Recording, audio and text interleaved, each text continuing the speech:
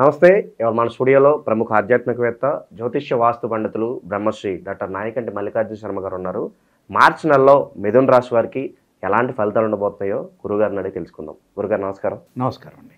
గురుగారు, మార్చి నెలలో మిథున రాశి వారికి ఎలాంటి ఫలితాలు ఉండబోతున్నాయి, ఎలాంటి రెమెడీస్ చేసుకుంటే బాగుంటుందంటారు? తప్పకుండా. ఓం శ్రీ గురుభ్యో నమః.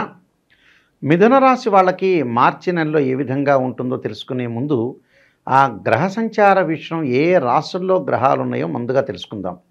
వృషభంలో గురువు, మిథునంలో కుజుడు, కన్యలో కేతువు, కుంభంలో శని. శని మార్చి 29వ తారీఖు నైటు కుంభరాశి నుంచి మీనరాశిలోకి సంచారం చేయటం. అలానే రవి కూడా ప్రథమార్థంలో కుంభంలో ఉండటం, ద్వితీయార్థంలో మీనరాశిలో సంచారం చేస్తారు. అలానే బుధుడు, రవి ద్వితీయార్థంలో, రాహు శుక్రులు మీనరాశిలో సంచారం చేస్తారు. ఇది గ్రహస్థితి. మిథున రాశి వాళ్ళకి ఏ విధంగా ఉండబోతుంది అంటే, మిథున రాశి వాళ్ళకి ముఖ్యంగా మనం మిగతా గ్రహాల యొక్క విషయాన్ని మనం పరిశీలన చేసినట్లయితే, శుక్రగ్రహము, రవి, బుధుడు మీనరాశిలో సంచారం చేయటం జరుగుతుంది. ఈ శుక్రగ్రహం వల్ల అనుకూలంగా ఉంటుంది. అంటే ఏదైనా సరే మనం ప్రయత్నాలు కానీ, ఆర్థిక పరంగా ఉండే లావాదేవీల్లో కానీ కొంత మనం చేసే ఏదైతే ప్రయత్నం చేస్తామో ఆ ప్రయత్నం అనేది కొంత సఫలీకృతమయ్యే అవకాశం ఒకటి ఉంది. ఆరోగ్యపరంగా కొన్ని ఇబ్బందులు కలుగుతున్నా కుజుడి యొక్క ప్రభావం వల్ల త్వరగా ఆరోగ్యపరంగా ఇబ్బందులు కూడా తగ్గే అవకాశం ఒకటి ఉంటుంది.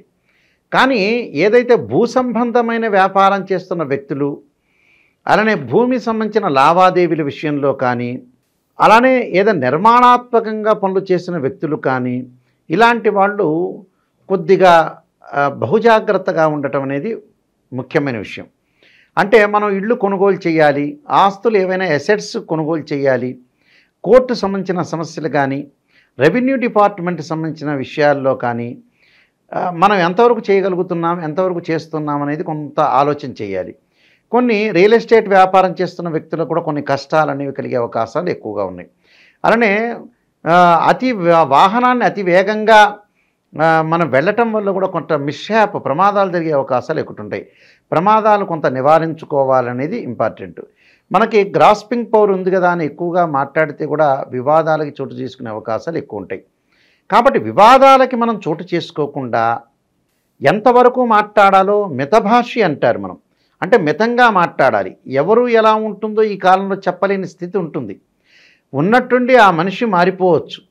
మనం మాట్లాడుతూ కూడా మారే మనుషులు కూడా చాలామంది ఉన్నారు ఈ కాలంలో. నమ్మటానికి వీల్లేదు. అందువల్ల ఇప్పుడు చాలామంది కూడా నమ్మినట్టు నటించాలి కానీ పరిపూర్ణంగా నమ్మకూడదు, ఇన్కంప్లీట్గా నమ్మాలి అని అర్థం, బిలీవ్ చేయకూడదు అని అర్థం. అందువల్ల తొందరపడి మాటలు కానీ, పెళ్లి సంబంధాల విషయంలో కానీ, భూమును కొనుగోలు చేసే విషయంలో కానీ, అన్నదమ్ముల మధ్యలో కానీ అభిప్రాయ భేదాలు రాకుండా కొద్దిగా జాగ్రత్త ఉండాలి. అలానే బంధువులు కానీ, స్నేహితులతోటి సహనంగా ఉండాలి. సహనంగా ఉండటం వల్లనే మనం విజయం సాధించే అవకాశం ఉంటుంది. అంటే లౌకిక జ్ఞానం అనేది కొంత అవసరం.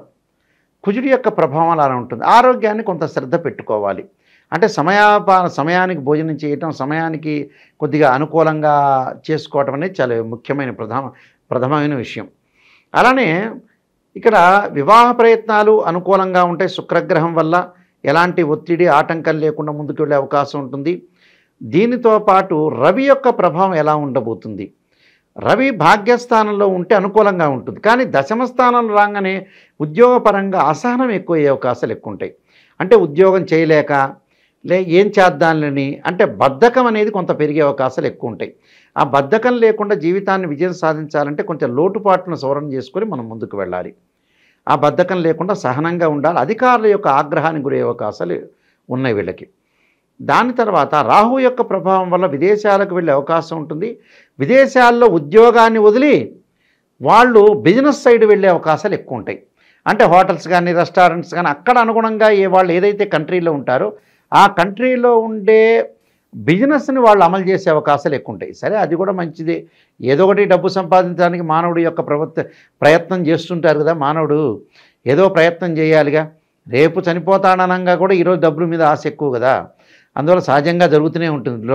ఎందుకంటే మనిషి యొక్క విషయంలో ముఖ్యంగా ఇదే ఎక్కువగా ఉంటుంది. అంటే ధనం మూలం మిదం జగత్ అన్నారు కదా. ఆ శ్లోకాన్ని పట్టుకొని వీళ్ళు ఏలాడబడవచ్చు బహుశా. అందువల్ల ప్రతిదానికి కూడా డబ్బు చుట్టూ తిరుగుతుంటుంది. దానికి కూడా ఎందుకంటే మన వాళ్ళు చాలామంది కూడా డబ్బులు ఖర్చు పెట్టడంలో అసలు విషయాలు ఖర్చు పెట్టుకోకుండా వేరే వ్యాపకాల మీద ఎక్కువ ఖర్చు పెట్టడం అనేది బాగా ఎక్కువగా ఉంది. అందువల్లే మానవుడు కొద్దిగా వెనకబాటుతనానికి రావడానికి కారణం అదే నిజం చెప్పాలంటే. అయితే మన ఎగ్జిట్ పోల్ సర్వేలాగా 10 మందిని మనం శాంపిల్ తీసుకునేటట్టయితే రోడ్డు మీదకి వెళ్ళి ఇలాంటివి ఎక్కువగా గుర్తించవచ్చు. చాలా ఉన్నాయి దానిలో విశేషాలు.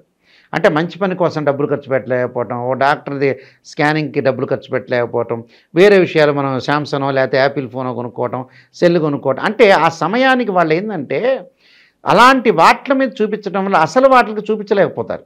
చాలా పెళ్లి సంబంధాల్లో కూడా అండి, చాలామందికి కూడా మన మ్యారేజ్ సంబంధించిన విషయాల్లో అబ్బాయి ఇంటికి 10 సార్లు వెళ్ళాలనేది ఒకటి ఉంటుంది. చాలాసార్లు కూడా 2-3 సార్లు రీసెర్చ్ చేయాలనేది కూడా ఉంటుంది. వాళ్ళు వెళ్లకుండా డబ్బులు ఖర్చు అవుతాయనే ఉద్దేశంతో వెళ్ళని వ్యక్తులు కూడా ఉంటారు. దీనికి మళ్ళీ జ్యోతిషపరంగా రెమెడీ చేయని వ్యక్తులు కూడా ఉంటారు. అన్ని రకాల వ్యక్తులు ఉన్నారు ఇందులో. అందువల్లే కొంత మానవుడి యొక్క జీవితం చెడిపోవడానికి ఫస్ట్ కారణం అదే. అయితే మిగతా గ్రహాల యొక్క ప్రభావాన్ని చూస్తే కొంత అనుకూలంగా ఉంటుందని చెప్పుకోవచ్చు. అంటే ఇబ్బందికరమైన పరిస్థితులు లేదు, కానీ ఆరోగ్యపరంగా కొంత స్వల్ప ఇబ్బందులు. అంతేగాని ప్రశాంతంగా ఉండాలి, ఏదో జరిగిపోతుందనే ఆలోచనలు వీళ్ళు చేయటానికి అనవసరం. భాగ్యస్థానంలో కూడా శని ఉన్నాడు. తర్వాత మార్చి 29 తర్వాత దశమ స్థానంలోకి వస్తాడు. కంటక శని, పొంగు శని అంటే వృత్తిపరంగా కొంత ఆలస్యం జరిగే అవకాశం ఉంటుంది. అంటే అభద్రతాభావం లేకుండా వృత్తిపరంగా కొద్దిగా జాగ్రత్తగా ఉండి ముందుకు వెళ్తే ఎలాంటి ప్రాబ్లమ్స్ వచ్చే అవకాశం అనేది లేదు. ఇలాంటి విషయాల్లో ప్రత్యేకంగా శ్రద్ధ పెట్టి ముందుకు వెళ్ళాలి. ఆరోగ్యము, కొంత ధనలాభము, బంధుమిత్రులతోటి కొంత సహనంగా ప్రవర్తించాలి. అలానే 1వ వారంలో కొంత బంధుమిత్రులతో కొంత విరోధ భావాలు కలిగే అవకాశాలు ఒకటి ఉంటాయి. అలానే కుటుంబంలో కొంత కలతలు లేకుండా చూసుకోవాలి. అలానే 2వ వారంలో వచ్చే కొంచెం ప్రయాణాలు చేయటం కొంత కష్టకాలం అని చెప్పుకోవచ్చు. శుభ కార్యక్రమాల్లో పాల్గొనే అవకాశాలు ఎక్కువ ఉంటాయి. 3వ వారంలో కొంత మనస్తాపము, ఉద్యోగంలో భంగము, ఉద్యోగంలో కొంత మార్పులు, ఆపదలు జరగకుండా చూసుకోవాలి. కార్యక్రమాల్లో జయం కలిగే అవకాశం అంటే కొన్ని అపజయం జరుగుతుంటాయి. 100కి 100% ఎప్పుడు కూడా మనిషికి అన్ని జయం కలగవు. ఏవో కొన్ని నిరుత్సాహం నిస్పృహలు ఉంటాయి. ఆ నిరుత్సాహ నిస్పృహని ఎలా క్యాలిక్యులేట్ చేసి మనం ముందుకు వెళ్ళాలనేది లైఫ్. అంటే లైఫ్ స్టైల్ను మనం మార్చుకోవాలి. షుగర్ వచ్చిందనుకోండి, లైఫ్ స్టైల్ మార్చుకున్నట్టుగా మనకి ప్రాబ్లం వస్తుంటే లైఫ్ స్టైల్ మార్చుకోవాలి, అంతే. అదే సిస్టమ్.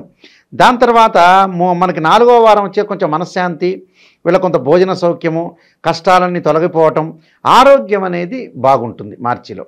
అందువల్ల ఇక్కడ ప్రతి విషయంలో కూడా కొంత మనం జాగ్రత్త పడితే మనకు ఎలాంటి ప్రాబ్లం లేదు. కొన్ని రెమెడీస్ చేసుకుంటే చాలు. గురుగారు, ఈ రాశి వారు ఎలాంటి రెమెడీస్ చేసుకోవడం ద్వారా మంచి రిజల్ట్స్ పొందడానికి అవకాశం ఉంటుందండి? సుబ్రహ్మణ్య స్వామి యొక్క అష్టకం, కుజుడి యొక్క దోషం పోవాలంటే, అలానే కందులు దానం చేయటం, మంగళవారం రోజున కందులు దానం చేయటం, ఉడకబెట్టిన కందులు ఆవుకు పెట్టడం చాలా మంచిది.